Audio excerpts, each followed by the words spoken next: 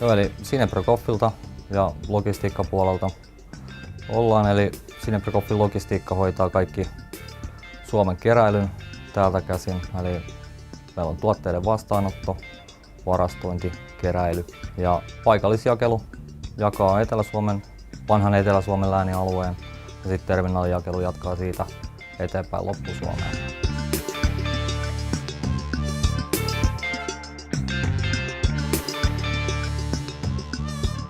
Kaikki lähti vähän niin kuin puolivahingossa. Meillä oli tavoite löytää uusia trukkipäätteitä ja sitten meillä oli samaan aikaan APSI-projekti päällä. Ja siihen piti etsiä myös laitteita. Sen APSin yhden päätteen eli Explorer Tabletin myötä niin mä päädyin Axel Groupin sivuille ja lähdin sieltä kyselemään. Mä halusin eri laitteen sinne, mutta sitten samalla mä huomasin, että hei, tämähän voisi sopia hyvin trukkipäätteeksi. Ja se antoi meille sitten paljon uusia ratkaisuja ja joustavuutta huomattavasti enemmän.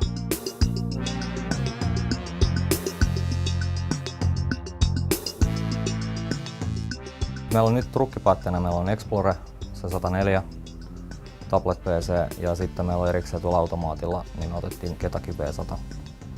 Sen takia, että siellä jonkin verran joudutaan kirjoittamaan ja tekemään kaikkea muutakin, niin se sopii siihen käyttötarkoitukseen sitten paremmin. No, eli meillä on Astron varasto-ohjausjärjestelmä, jonka kautta kuormat lähetetään keruuseen. Se menee automaatille. Automaatilta kun lava on valmis, se asiakaslava, niin sieltä tulee tehtävä vapaana olevalle päätteelle. Se antaa osoitteen, mistä se hakee. Kuski ajaa sinne, ottaa lavan kyytiin. Sen jälkeen, kun se on kuitannut sen kyyti otetuksi, se saa sijainnin tuolta lähetysalueelta, mihin se jättää sen. Ja kun se kuittaa sen jätetyksi, se tulostaa siitä lavasaatteen.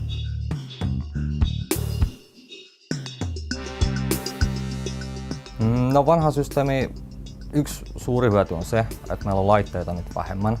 Eli me pystytään liikuttelemaan sitä laitetta sen telakan ansiosta on paljon helpommin. Jos kone hajoaa, niin me otetaan tulostin ja pääte mukaan ja lyödään se uuteen koneeseen. Pääsääntöisesti ihan laitteeseen ei ollut kyllä mitään vikaa.